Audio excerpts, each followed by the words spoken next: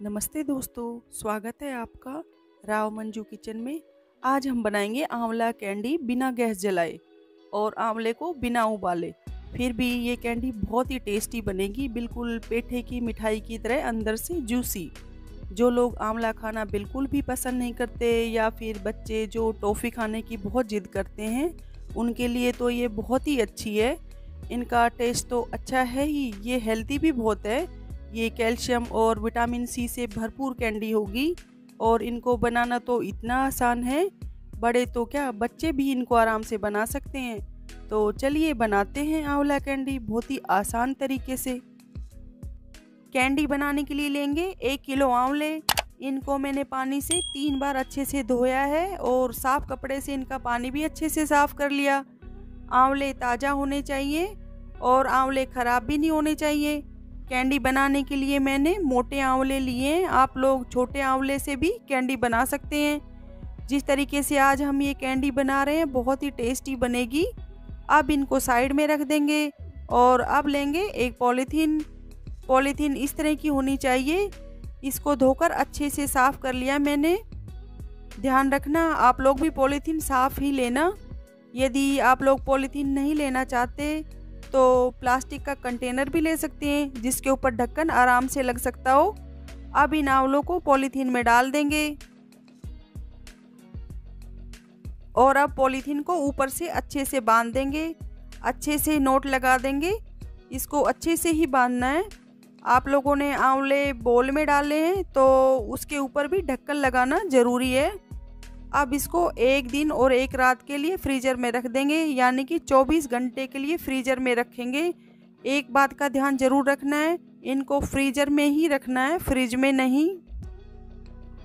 1 दिन हो गया आंवलों को फ्रीज़र में रखे हुए, यानी कि 24 घंटे। इनके अंदर अच्छे से बर्फ़ जम गई। अब इनको थाली में निकाल लेंगे। ये देखिए इनके ऊपर भी बर्फ़ जम गई। इनकी बर्फ़ पिघलने के लिए इनको 1 घंटे के लिए रख देंगे। और यदि आप लोगों के पास ज़्यादा टाइम नहीं है तो किसी बर्तन में पानी डालकर आंवलों को उसके अंदर 15 मिनट के लिए डाल देंगे तो बर्फ़ जल्दी पिघल जाएगी। लेकिन हम इनको बाहर ऐसे ही रखेंगे 1 घंटे के लिए। ये देखिए आंवलों में जो बर्फ़ जम गई थी वो सारी पिघल गई। ये अब बहुत ही सॉफ्ट हो गए। जब इनको हम तोड़ रहे हैं तो ये आराम से टूट रहे हैं। ये इतने सॉफ्ट हो गए, जब आप इनको तोड़ोगे तो ऐसा लगेगा जैसे आपने उबाले हों। लेकिन हम ये कैंडी बिना गैस जलाए बना रहे हैं और ये इतने सॉफ्ट हो गए, इनको उबालने की ज़रूरत भी नहीं है। और यदि आपको इस तरह से आंवले तोड़ने में दिक्कत हो रही है तो मैं आपको दूसरा तरीका बताती हूँ। आप लोग चाकू से इस तरह से कट लगा सकते हैं, छोटे छोटे। ऐसे ही सारे आंवले काट लेंगे। आंवले सर्दियों में ज़रूर खाने चाहिए क्योंकि ये बालों और स्किन के लिए बहुत अच्छा है और इसमें विटामिन सी काफ़ी मात्रा में होता है। यदि एक आंवला हम डेली खाएंगे तो खांसी जुकाम तो होगा ही नहीं, साथ में ये इम्यूनिटी को भी स्ट्रॉन्ग करेगा। और ये जो हम कैंडी बना रहे हैं इसको बड़े तो क्या छोटे बच्चे भी बहुत खुश होकर खाएंगे। दोस्तों आप लोगों से छोटी सी रिक्वेस्ट है, यदि ये आंवला कैंडी बनाने की रेसिपी आप लोगों को पसंद आए तो प्लीज़ मेरे चैनल को सब्सक्राइब करके मुझे सपोर्ट ज़रूर करना और बेल आइकॉन को भी ज़रूर दबा देना ताकि मेरी आने वाली नई रेसिपीज़ आप लोगों तक आसानी से पहुंच जाए। हमने सारे आंवले काट लिए। ये देखिए आंवलों के अंदर पानी है, जो बर्फ़ पिघली है उसका पानी आंवलों में रह गया। तो इनको इस तरह से निचोड़ देंगे, हाथ से ही, हल्के हाथ से निचोड़ना है क्योंकि आंवले बहुत सॉफ्ट हो गए, टूट सकते हैं। इनका पानी निचोड़कर इनको दूसरे बर्तन में रख देंगे और ऐसे ही सारे आंवलों का पानी निचोड़ देंगे।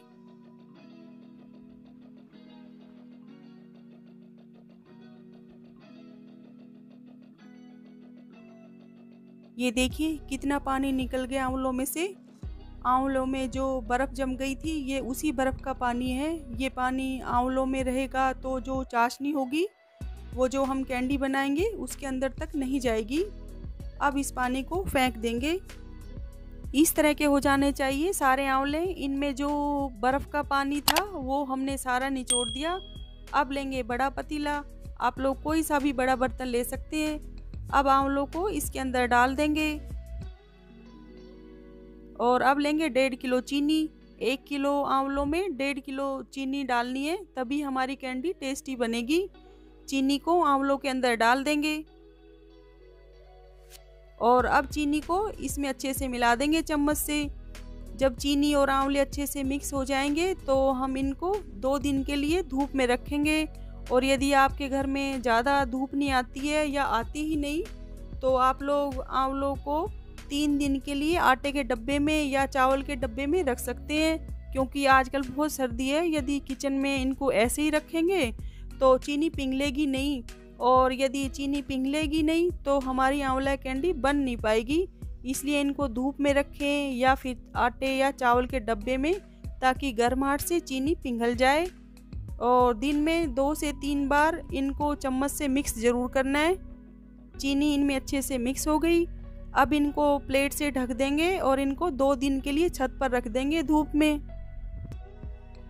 आंवले को हमने तेज़ धूप में 1 दिन ही रखा है और हमने इनको दिन में 3 बार अच्छे से मिक्स भी किया है। ये देखिए चीनी पिघल गई है, लेकिन सारी चीनी अभी नहीं पिघली है, ये इसमें अभी थोड़ी चीनी साबुत है।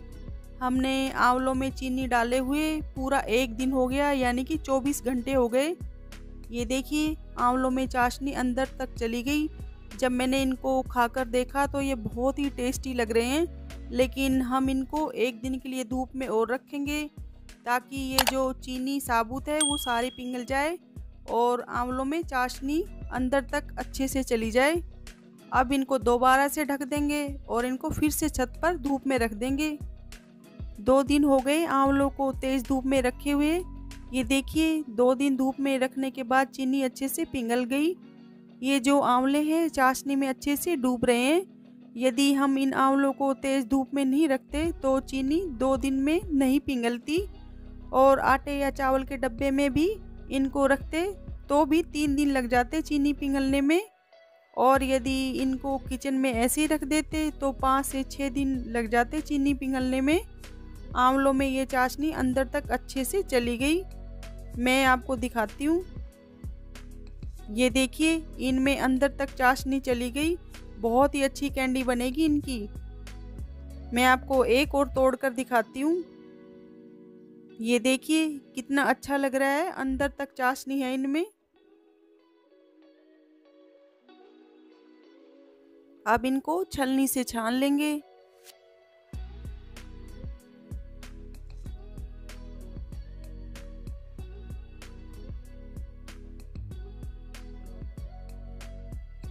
और जब इनमें से सारी चाशनी निकल जाएगी तो चाशनी के बॉल को साइड में रख देंगे और इनको थाली में डाल देंगे।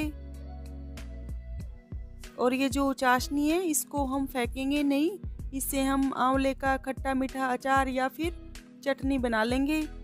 तो इसलिए ध्यान रखना, इसको फेंकना बिल्कुल भी नहीं है, इसको साइड में रख देंगे। और ये जो आंवले हैं इनको प्लास्टिक शीट पर डालकर धूप में सुखा देंगे। आप इनको 2 या 3 थाली में डालकर भी धूप में सुखा सकते हैं, क्योंकि ये एक थाली में तो अच्छे से सूखेंगे नहीं, इसलिए इनको प्लास्टिक शीट पर डालकर सुखाएंगे तो ज़्यादा अच्छा है, क्योंकि उसके ऊपर हम इनको अच्छे से फैला सकते हैं। अब इनको धूप में सुखा देंगे। ये देखिए हमने आंवले को 2 दिन धूप में सुखाया है, क्योंकि हल्की धूप थी तो ये अच्छे से सूख नहीं पाए, तो इनको इसलिए धूप में 2 दिन के लिए रखना पड़ा। इनका बाहर से मॉइस्चर ख़त्म हो गया, और जब हम इनको हाथ में इस तरह से ले रहे हैं तो ये बिल्कुल भी नहीं चिपक रहे। ये हाथों पर चिपकने नहीं चाहिए, इस तरह के होने चाहिए। ये देखिए इनके ऊपर बिल्कुल भी मॉइस्चर नहीं है। यदि इनमें बाहर से हल्का भी मॉइस्चर रहेगा तो ये बहुत जल्दी ख़राब हो जाएंगे। यदि धूप अच्छी तेज़ होगी तो ये 1 दिन में ही अच्छे से सूख जाएंगे। इनको ज़्यादा भी नहीं सुखाना, यदि हम इनको ज़्यादा सुखा देंगे तो इनमें जो ये जूस है वो बिल्कुल ही ख़त्म हो जाएगा। मैं आपको तोड़ कर दिखाती हूँ। ये देखिए अंदर से इस तरह का होना चाहिए, जैसे पेठे की मिठाई अंदर से होती है ना जूसी, उसी तरह का होना चाहिए अंदर से। ये पेठे की मिठाई से भी ज़्यादा टेस्टी बना है ये। इसको खाएंगे तो बहुत ही टेस्टी लगेगा, खट्टा मीठा। तो आप लोगों को इन बातों का ध्यान ज़रूर रखना है। अब इनके ऊपर डाल देंगे शुगर पाउडर 4 चम्मच। आप लोग मिश्री या देसी खांड भी डाल सकते हैं इनके ऊपर। हमने चीनी को ही मिक्सी में पीस लिया। और 1 चम्मच डाल देंगे काला नमक। अब इनको अच्छे से मिला देंगे। नमक डालने से कैंडी का टेस्ट और भी बढ़ जाएगा। नमक आप लोग अपने टेस्ट के अकॉर्डिंग कम या ज़्यादा कर सकते हैं। ये कैंडी 2 से 3 महीने तक बिल्कुल भी ख़राब नहीं होगी। और यदि आप लोगों ने ज़्यादा कैंडी बनाई है और उनको ज़्यादा दिन के लिए स्टोर करके रखना चाहते हैं तो इनको तेज़ धूप में 1 या फिर 2 दिन के लिए और सुखाना पड़ेगा।